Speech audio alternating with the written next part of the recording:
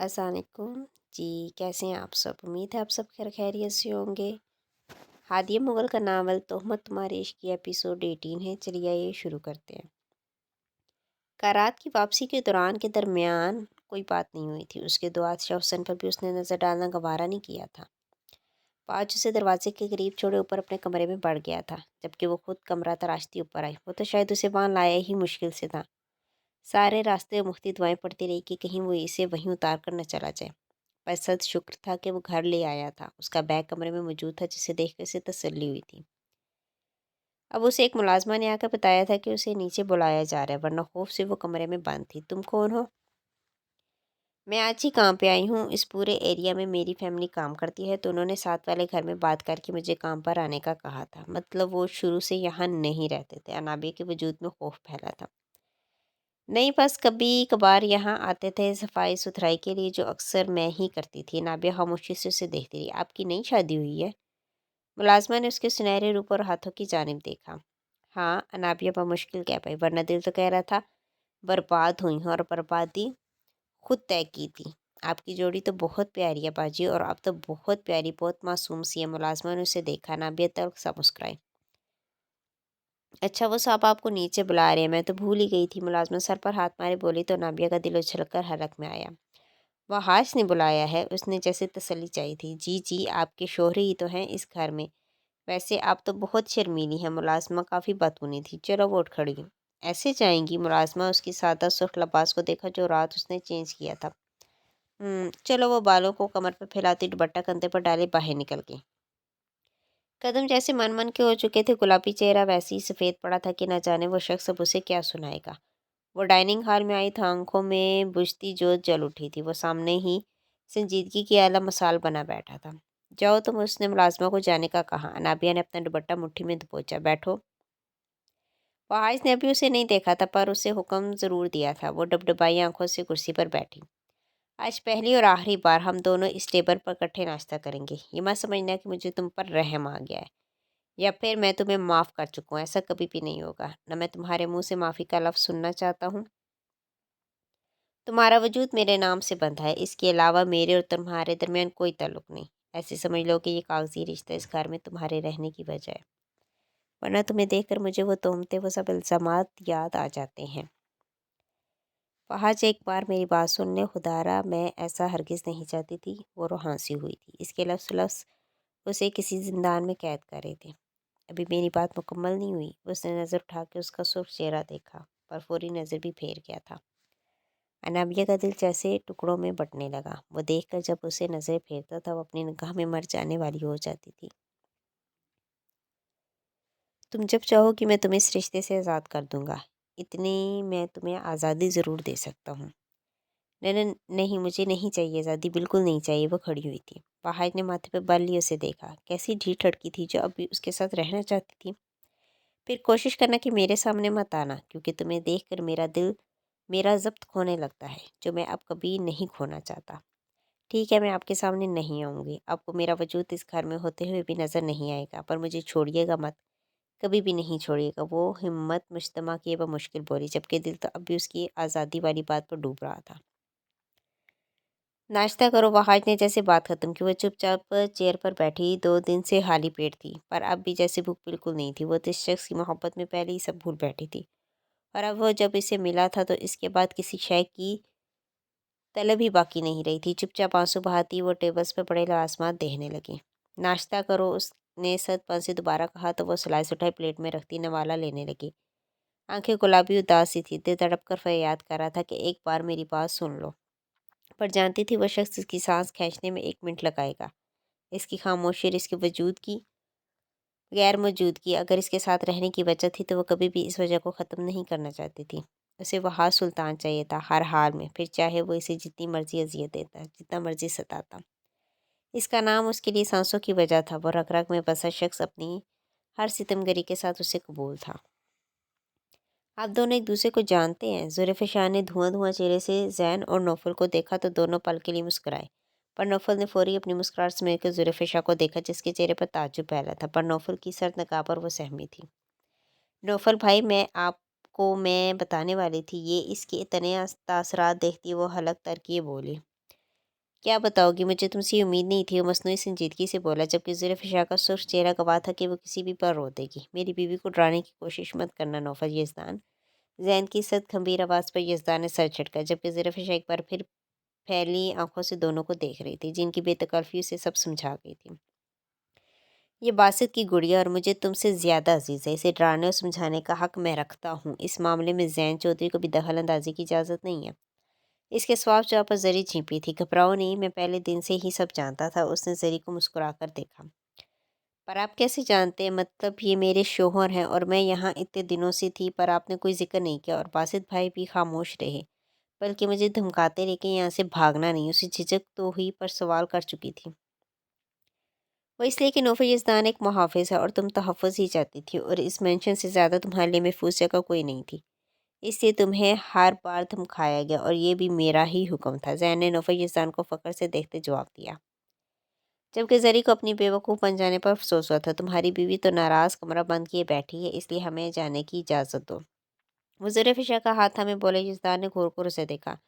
मुझे ताबीर आपी से मिलना था, ज़री ने झिझक कर कहा, तो ज़ैन ने इसका हाथ छोड़कर रोज़ को इशारा दिया, जो उसके जाने से उदास खड़ी थी। उसने ज़ैन को देखे इजाज़त चाहिए। इसकी मासूमियत भरी अदा पर वो मुतबस्सम हुए सर हिला गया। ज़री और रोज़ के जाते हुए यज़दान के करीब आए। उसे एतबार दिलवाओगे तब ही तुम्हारा रिश्ता मजबूत हो पाएगा। सबको तुम औरत ज़ात पर दस्त देते रहते हो, और ख़ुद क्या कर रहे हो? ज़ैन ने उसके कंधे पर हाथ रखा। अभी मैं इस बारे में बात नहीं करना चाहता। तुम अपने बास की बात को टाल रही हो नौफल यज़दान। वो मसनूई घुर्री से नवाजे बोला, तो यज़दान ने सुर्ख पड़ती निगाह उस पर डाली, जैसे जताया हो कि मैंने क्या किया है। समझ सकता हूँ, पर औरत अपने मनपसंद शख्स को कभी किसी दूसरे के साथ नहीं देख सकती। वो वफादार होती है तो मुकाबिल शख्स से बढ़कर वफादारी चाहती है। तुम्हारे काम की नोयत हम सब जानते हैं। वो तो नहीं जानती, और वो अपनी जगह बिल्कुल दुरुस्त है। ज़ैन ने रसानी से कहा, अभी मैं कुछ भी नहीं बताना चाहता। कुछ सज़ा की वो हकदार है, और अब मैं इस बारे में कोई बात नहीं करना चाहता। तबीर की गई ख़यानत ने इसका दिल फ़िलहाल सख्त कर दिया था, जिसका वो ज़ैन चौधरी को नहीं बता पाया था। तुम्हारी मर्ज़ी, ख्याल रखना कहीं किसी दिन मुझे ये कॉल ना आए कि मशहूर क्रिमिनल प्लस गुंडे नौफल यज़दान की बीवी ने अपने शोहर की बेवफाई पर इसका कत्ल करके उसे उसी की मेंशन में दफना कर बड़ी दलेरी का काम किया। उसके चेहरे पर फैली तंज़िया मुस्कुराहट पर यज़दान ने दांत पीसे। तुम जैसे दोस्त हों तो दुश्मनों की कमी महसूस नहीं होती। दोस्त नुमा दुश्मन ज़्यादा ख़ास होते हैं। उसके कंधे पर पंच मारते हुए यज़दान के गले लगा। वो अपनी सुर्ख आंखें मीच कर खोले गिरफ्त मजबूत कर गया। चाहता था कि ज़ैन चौधरी जैसा दोस्त हर किसी की किस्मत में नहीं होता। हवेली के आगे गाड़ी रुकी तो जुल्फ़िशा एक बार फिर डबडबाए चेहरे पर एक बार फिर लबदबाए चेहरे पर उस लिए मुकाबिल बैठे जैन को देखा। यकीन है ना? जैन ने चंद लफ्ज़ी सवाल पूछा। ज़री ने फौरी इस बात में सर हिलाया, जैसे एक पल की दलेरी भी यकीन को डगमगा न दे। तो फिर आओ। गाड़ी से उतर कर उसने ज़री की जानिब का दरवाज़ा खोला। मुलाजिम गार्ड सब हैरत से इस शख्स को देखने लगे, जो हमेशा गाड़ी से उतर कर बिना किसी जानिब देखे अंदर बढ़ जाता था। मुलाजिम और गार्ड्स ही गाड़ी का लॉक वगैरह करते थे, लेकिन आज वो खुद दरवाज़ा खोलने के लिए दूसरी जानिब आया था। मैं खोलता हूँ, मुलाजिम आ गया, लेकिन वो हाथ के इशारे से उसे रोक चुका था। तुम सब जाओ, उसने सबको जाने का हुक्म दिया। जरी का हाथ थामे उसने उसके गिर्द लिपटी चादर को शानों पर द्रोस किया। तुम्हारा ज़ैन हर पल तुम्हारे साथ है। इसका नाजुक हाथ मजबूती से जकड़े वो कदम अंदर लेता पड़ने लगा, जबकि वो दिल ही दिल में वर्ज जारी किए हुए थी। तवक्को के ऐन मुताबिक जिस वक्त वो उसे हवेली के लाउंज में लाया, वहाँ दराज सदीक़ा बेगम और बाकी सब अफराद भी झटके से खड़े हुए। हैरानकुन तासरात मखदूम चौधरी के चेहरे पर थे, जो अगले ही पल गज़ब में बदलने लगे। इसका खूबसूरत पैराहिन और बदला बदला होलिया जता गया था कि वो जैन चौधरी के पास ही थी। ये लड़की, वो बड़बड़ाई, जबकि वो जैन के पीछे छुपने लगी। रखी। जैन ने बुलंद आवाज़ में मुलाजमा को पुकारा, जो फौरी बाहर आई थी। इसके चेहरे पर होंकपन फैला। जुल्फ़िशा को मेरे कमरे में ले जाओ और मुलाजिम से कहो इसका सामान ऊपर पहुंचाओ। मेरे साथ वाली वार्डरोब में इसका सामान मेरे ऊपर आने से पहले तरतीब से रख देना। उसके हुक्मिया सद अंदाज पर अपना मुंह बंद के इस बात में सर हिला गई। जो जुल्फ़िशा उसकी जानिब मुड़ते हुए नरमी से बोला। वो नरमी जो जैन चौधरी के चेहरे पर कम ही नजर आती थी, आज सब हैरत से देख रहे थे। वो भीगी आंखों से देखती अब भी जमी रही। जाओ। वो दोबारा इसी अंदाज में बोला। जैन, ये लड़की सवेली में क्या कर रही है? इसका नर्म अंदाज मखदूम चौधरी को सरता पाँव झुलसा गया था। जरी ने सहम कर उसका कुर्ता जकड़ा। मेरी बीवी है, ये तो इसी घर में रहेगी। वो आंखें बंद किए खोलता मोड़ा और पुरएतमादी से बोला, तुम शायद भूल गए हो कि ये लड़की भाग गई थी और ना जाने अब किसके साथ मुंह काला किए वापस तुम्हारे पास आ गई है। रखी जुल्फ़े शाह को लेकर जाओ, पूरी शिद्दत से धाड़े। मखदूम चौधरी को भी तंग कर गया था। वो समझ गए थे कि उसने किसे जताया, ये तुम किस अंदाज में बात कर रही हो, और ख़बरदार जो तुमने इस लड़की को अपने घर कमरे में भेजा, ये लड़की आज भी इसी वक्त इस हवेली से बाहर दफ़ा होगी। इस जैसी बहुतान लगी लड़की हम अपने सर पर नहीं सजा सकते। वो जा रहे हैं ना, तेवर लिए जरी की जानी बढ़े ताकि जुल्फ़े शाह को हवेली से निकाल सके। अगर आपने इसे हाथ भी लगाया तो बाबा आप अपने बेटे की दोबारा शक्ल नहीं देख पाएंगे। उसका मजबूत दबंग लहजा सुनते ही वो थम गए। तुम इस लड़की के लिए मेरे मुकाबिल खड़े होकर मुझे धमकी दे रहे हो? धमकी नहीं पापा, आपको बता रहा हूँ। आप जानते हैं कि मैं कर गुजरता हूँ, और मैं आपको कैसे इजाज़त दूँ कि आप इस लड़की को हवेली से निकाल रहे हैं, हालांकि रिश्ता निकाह करवाने वाले आप ही थे। तुम शायद भूल रहे हो कि तुम ही ने तो कहा था कि तुम इस लड़की को खुद हवेली से निकाल बाहर करोगे, बल्कि तलाक देकर इसे मरवा दोगे, और अब तुम इसे न जाने कहाँ से उठा लाए हो। जरी उसका कुर्ते को छोड़ती थमी थी। इस एक वजह से तो वो भागी थी, और इस एक वजह का जवाब तो वो जैन चौधरी से हर हाल में चाहती थी, पर कभी हिम्मत नहीं कर पाई थी। जब आप इसकी ज़िंदगी की दौड़ अपने ख़ास आदमी के हाथ में थमा कर खुद को बरी ज़िम्मा करने की ठान चुके थे, तो फिर मैं भी आपके साथ बाजी खेल कर इस लड़की की हिफाजत कर सकता था, और मैंने वही किया। आपको मुझ पे एतबार नहीं था, मुझे आप पर नहीं है। वो ब्रुस कोड़े ने साफ बराबर कर दिया। मखदूम चौधरी के साथ सदीका बेगम का भी रंग फक हुआ। इन्हें वो दिन याद आया जब उन्होंने जरी को हवेली से निकालने की सारी तैयारी कर ली थी, पर ऐन वक्त पर जैन ने आकर बाजी पलटी थी। सूर्यफिशा का दिल चाह ज़मीन फटे और इसमें समाज जिसे शिद्दत से चाहती थी, जिसकी खातिर अपनी जान मान सब खतरे में डाला था, इसी पे एतबार नहीं किया था। अधूरी पास होने से एक बार फिर खुद को इसी तहमत का हिस्सा बना गई थी, जिसकी खातिर वो भागी थी, और जैन को भी हर मर्तबा गलत समझा था। अब तो हर सवाल का जवाब मिल गया होगा, तो जाओ ऊपर और बिल्कुल भी मत डरना। मैं हर वक्त हर लम्हा तुम्हारी ढाल बना खड़ा हूँ। उसकी जाने वो मुड़े, वो नरमी से बोला, जबकि जरी नज़र उठाने के काबिल नहीं रही थी। वो जरी को मोतबर करना अच्छे से जानता था। तुम्हारी माफ़ी तलाफ़ी नहायत तसल्ली से सुनूंगा, अभी जाओ। वो करीब झुके फसूखेज़ी से बोले, सबको नज़रअंदाज कर गया था। मम्मा मैं आपको। जरी ने भीगी सी आंखें उठाई, जैन को देखा जैसे अपनी पुरसोच की माफ़ी चाह रही हो। जैन ने आंखों से कुछ भी ना कहने का इशारा दिया, तो वह बहती आंखों से बद दिक्कत मुस्कुराती रखी के साथ ऊपर बड़ी बड़ी थी।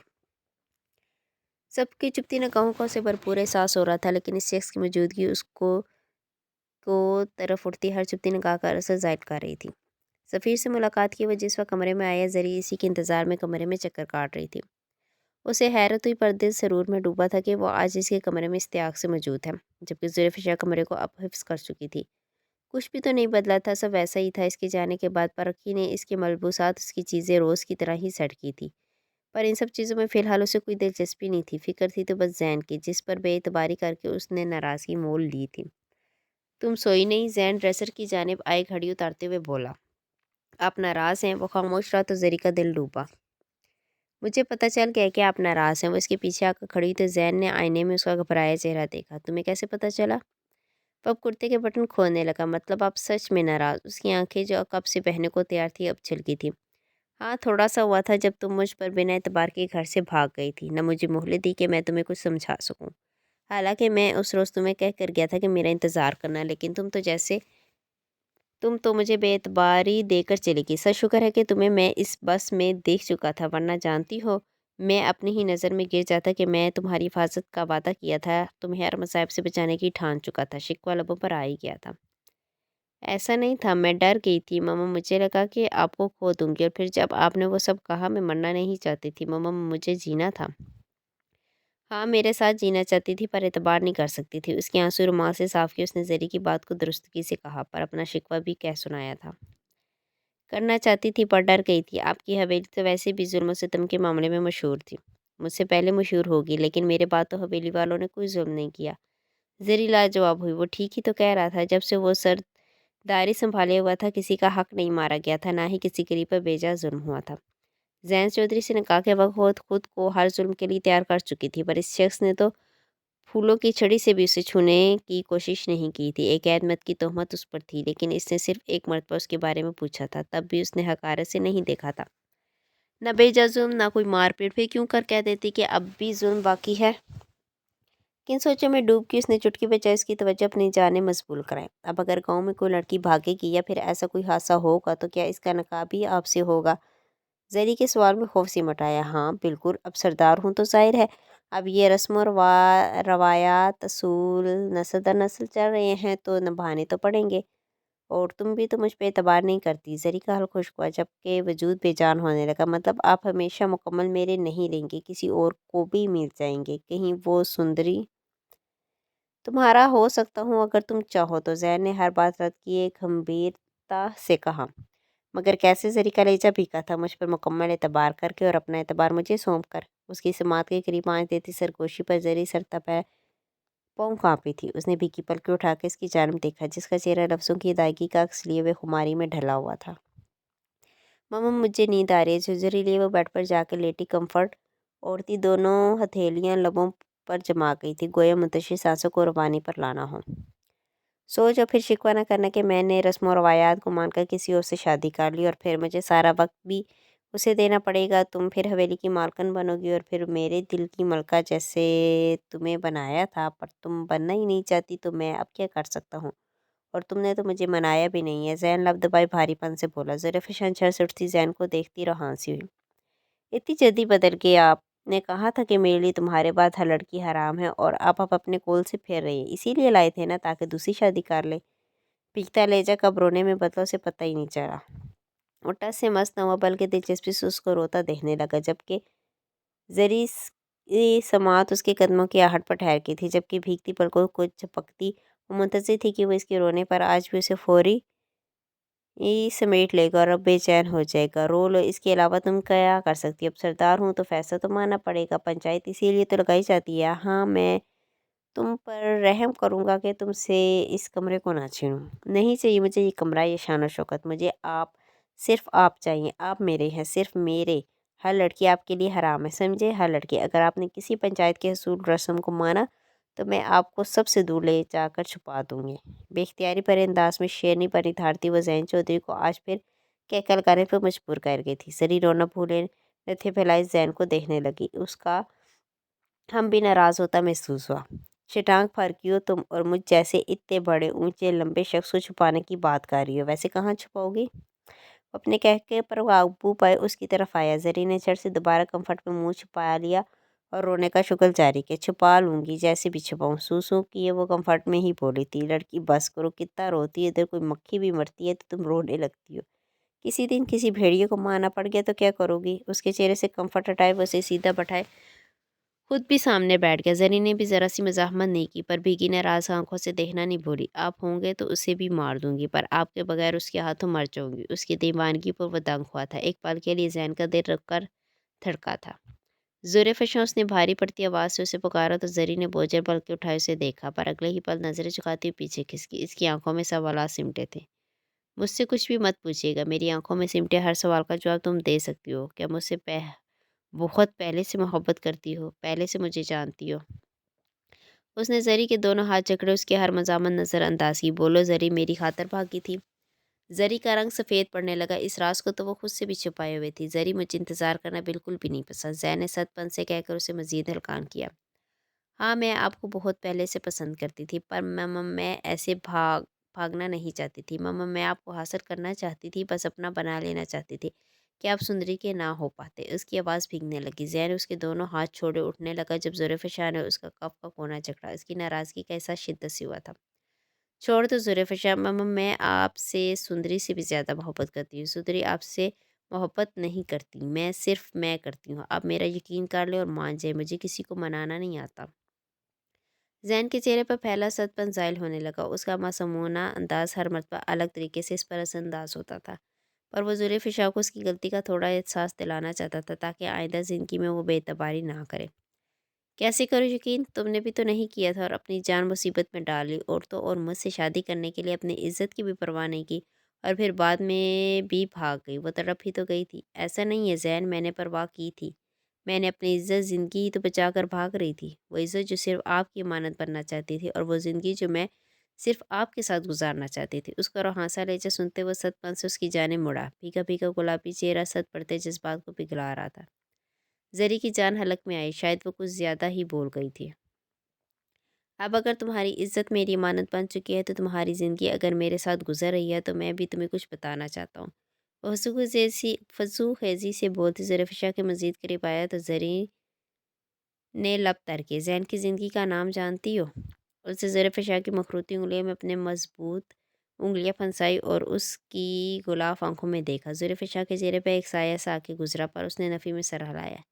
زین کی زندگی کا نام زلیخا ہے۔ اس نے ہولے سے سرگوشی کی، اس کی سماعت دل و دماغ کو جکڑ لیا۔ وجود میں سرسراہٹ دوڑی جبکہ مضبوط انگلیوں کا لمس اسے قید کرنے لگا۔ پر اگلے ہی پل وہ حیران ہوئی تھی جب اس نے پاکٹ میں سے ایک کیس نکال کر سامنے کیک کھولا۔ اس میں مقید قیمتی کنگن اس کی نازک کلائی کے لیے ہی بنائے گئے تھے، جیسے وہ زلیخا کو تصور کیے لایا تھا۔ زین نے اس کی خالی کلائی میں وہ سلور گولڈ کے چمکدار کنگن بنا کر اس پر اپنا لمس مہکایا۔ آپ مان گئے؟ زری تفکر میں ڈوبی۔ کیا میرا لمس کافی نہیں تھا؟ اس کی بوجھل آواز سماعت سے ٹکرائی۔ زلیخا کی حد یہی تک تھی۔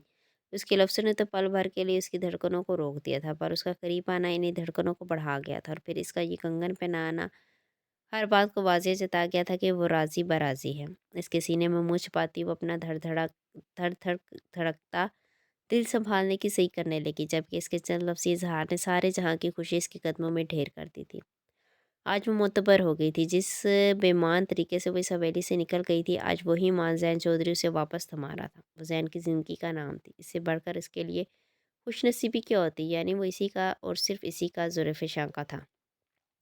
میں سو جاؤں ماما، مجھے نیند آ رہی۔ وہ زین کی سخت ہوتی گرفت میں پھڑپڑائی تھی۔ سو جاؤ، ورنہ مجھے لگ رہا ہے اگر میں مزید ذرا سی بھی تمہارے قریب آیا تو تم بے ہوش ہو جاؤ گی۔ اس کی ذمانت بھرے مذاق پر زلیخا نے منہ بسورا۔ میں اتنی بھی نازک نہیں ہوں، فاصلے پر ہوئے نروٹھے پن سے بولی۔ دیکھ چکا ہوں تمہاری نازک مزاجی۔ وہ اس کے نازک سراپے اور پل پر رونے پر چوٹ کے زری کو مزید دیکھا گیا۔ وہ روٹھی دلبرا اب زین کو اپنی جانب متوجہ کیا، ہر شے سے محاورہ کرنے لگی۔ پر میرے لیے تم کانچ کی گڑیا ہو جسے میں بہت احتیاط سے اپنے قریب تر رکھنا چاہتا ہوں۔ اسی لیے تو تمہیں واپس لے آیا ہوں، تاکہ یہ کانچ کی نازک گڑیا اپنی خوبصورتی بالکل نہ کھو سکے، بلکہ وہ اس شخص کے قریب رہ کر مزید نکھا جو اس کی کانچ کی گڑیا کو چند دنوں میں جنون کے حد تک چاہنے لگا۔ اس کی سنتلی پیشانی پر لب رکھے وہ اٹھا۔ زری کا چہرہ دہک اٹھا۔ وہ اس کی جانب سے سائڈ لیمپ بند کیے دوسری جانب آ کر دراز ہوا تو وہ اسی گمان میں تھی کہ آج بھی وہ چلا جائے گا، پر وہ تو قریب تر آ گیا تھا۔ زلیخا نم ہوتی پیشانی سے کنارے پر ہوئی جب زین نے بازو سے اپنی جانب کھینچا۔ گر جاؤ گی زلیخا، وہ فضو خیزی سے بولا۔ نہ نہ نہیں گرتی۔ فاصلہ بنانے لگی۔ بولنا اس کے لیے محال ہو رہا تھا۔ پر پھر قریب آ جاؤ کہ گر ہی نہ جاؤ۔ اس کی بولتی نگاہیں بھی عجب ہی سحر تھا۔ زین نے اس کی نازک کلائی میں چمکدار کنگن کو آگے کی زری کی جھجک پڑنے لگی۔ تمہارا روٹھا روٹھا خم مجھے آج پھر چڑھا رہا ہے، یہاں آ کر پھر سے شوق ہو رہا ہے، اور مجھے جتا رہا ہے کہ میں اسے نہیں چھو سکتا۔ پر یہ ابھی زین چودھری کو نہیں جانتا کہ وہ اپنی ملکیت کے معاملے میں اتنا جنونی ہے، اسی لیے اب اس خم کو خوبصورت سی سزا ملے گی۔ اس کی خماری بھرے نیم اندھیرے میں ہی کی گئی سرگوشی نے اسے سر تک پہنچ سرخ کیا تھا۔ فاصلے سے مڑ کر غربتوں میں ڈل گئے۔ اپنے خم پر اس کے لمس نے آنکھیں میچنے پر مجبور کر دیا۔ زین، وہ پر مزاحمت ہوئے بڑبڑائیں۔ زین کی زلیخا، یہ آخری میٹھی سرگوشی تھی جو اس کے روم میں چاشنی پھیلائے اسے زین چودھری کا مکمل اسیر کر گئی تھی۔ اس کی مزاحمتوں کو مکید کیے وہ زلیخا پر بادل بن کر چھایا، اسے سمیٹ گیا تھا۔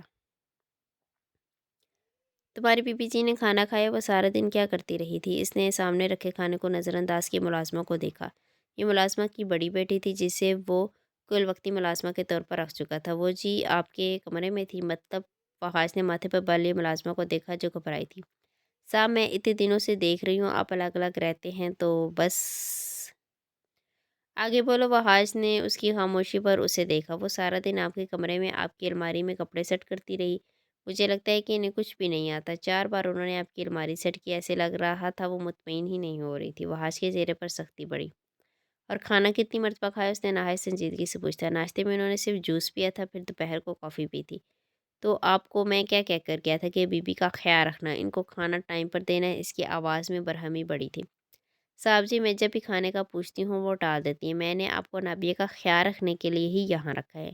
وہ اگر نہیں کھاتی تو انہیں زبردستی کھلائیں، یہ آپ کی ذمہ داری ہے۔ اگر آپ یہ کام نہیں کر سکتی تو میں کسی نئی ملازمہ کو رکھ لیتا ہوں۔ اس کے واضح جواب پر ملازمہ نے سر نفی میں ہلایا۔ تو جائیں پھر اس کے لیے کھانا لے کر جائیں، اور ہاں ہم الگ کمرے میں اگر رہتے ہیں تو آپ کو اس سے کوئی سروکار نہیں ہونا چاہیے، اور ہمارا نہایت ذاتی معاملہ ہے۔ اس کے لہجے میں تنبیہ تھی۔ جی میں جاتی ہوں۔ وہ تیزی سے کچن کی طرف گئی جبکہ وحاش کا کھانے سے دل و چاٹ ہوا تھا۔ اپنی کیفیت اسے عجیب لگنے لگی تھی۔ پلیٹ دور کی وہ اٹھتا اوپر پڑا۔ ناپی کے کمرے کے قریب سے گزرتے ہوئے ایک لمحے کے لیے رکا تھا۔ وہ لڑکی اپنے کول کی سچی نکلی۔ وحاش کے آنے سے پہلے ہی وہ کمرے میں چلی جاتی تھی، لیکن جس وقت وہ گھر میں داخل ہوتا تھا اس وقت وہ اسے ریلنگ کے قریب کھڑی محسوس ہو جاتی تھی، لیکن وہ نظر اٹھا کر لڑکی کو دیکھنا گوارا نہیں کرتا تھا۔ وہ سر جھٹکتا آگے بڑھا جبکہ ہینڈل کی حرکت پر وہ رکا اور تھوڑا سا اوٹ میں ہوا۔ انابیہ نہایت پرسراریا سے دروازہ کھولتی باہر آئی اور سیڑھیوں کے قریب جا کر کھڑی۔ پیچھے مڑ کر اس نے دیکھا نہیں تھا۔ اس کے انداز سے وحاش کو تعجب ہوا۔ آج کئی دنوں بعد وہ اسے دیکھ رہا تھا۔ شارٹ آف وائٹ ایمبرائڈرڈ شرٹ کے ساتھ کیپری پہنے وہ مہرون دوپٹہ گلے میں ڈالے بالوں کو کیچر میں مقید کیے ہوئے تھی۔ تم یہاں کیا کر رہی ہو؟ وحاش کی گمبھیر آواز پر خوف سے اچھلی اور اس کی جانب مڑی۔ آپ؟ وہ خوف سے پیچھے سر کیا۔ انابیہ بے اختیارانہ لبوں سے اس کا نام نکلا۔ وحاش ذرا سے آگے آیا اور اس کا ہاتھ جکڑے اسے اپنی جانب کھینچا، ورنہ اگلے ہی لمحے وہ سیڑھیوں سے نیچے ہوتی۔ وہ سیدھا اس کے سینے سے ٹکرائی۔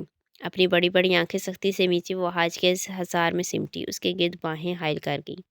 وحاش کے ساکت پڑے دل میں ہلکی سی لرزش ہوئی تھی۔ وہ خوشبو بکھیرتا نم نازک سراپا دل کی حالت ایک پل کے لیے بدل ہی گیا تھا، جبکہ اس کا دل حلق میں دھڑک اٹھا تھا۔ وہ شخص اس کے بے انتہا قریب اس کو تھامے کھڑا تھا۔ پل میں وہ خوشگمان ہوئی تھی کہ وہ شخص اتنا بھی ظالم نہیں ہے۔ کیا کر رہی تھی تم؟